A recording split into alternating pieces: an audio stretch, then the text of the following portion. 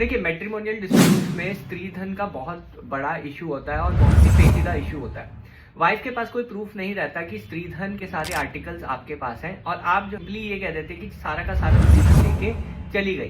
पर क्या होता है कि कभी-कभी जो मैट्रिमोनियल डिस्प्यूट्स में समझौता हो जाता है कि जो स्त्री धन आर्टिकल्स हैं वो आपको रिटर्न करने हैं, उस पे आप एग्री कर जाते हैं। भी ऐसा समझौता होता है तो आप एक लिस्ट अटैच कर देते हैं कि ये आइटम्स मैं लौटाने को तैयार हूँ, ये आप रेडी हो जाते हैं। अगर वाइफ ने कल को ये समझौते से बैकआउट कर दिया या फिर इस समझौते का कोई पालन नहीं हुआ आगे, तो केस चलेगा। तो इस समझौते के तहत अगर आपने ये बोला है कि ये आर्टिकल्स मेरे पास हैं, तो ये कोर्ट में एडमिसिबल होंगे और यही माना जाएगा कि स्त्री धन आर्टिकल्स आप ही के पास है और आपने लौटाए नहीं है। इससे आपको जेल भी हो सकती है। तो हमेशा ध्यान रखिए, अगर आपका स्टैंड ये है कि स्त्री धन आर्टिकल वाइफ लेके चली गई है, कोर्ट में ये स्टैंड है, तो कभी भी समझौते में ये चीज एडमिट मत कीजिए कि स्त्री धन आर्टिकल्स आपके पास है और आप जो रिटर्न करना चाहेंगे उसे, नहीं तो आपको कन्विक्शन तक हो सकता है, क्योंकि आपने जो है कोर्ट में तो ये स्टैंड लिया था कि स्त्री धन आर्टिकल्स आपके पास नहीं है और यहाँ पे समझौते में आप ये कह रहे हैं कि ये आर्टिकल्स मेरे पास है,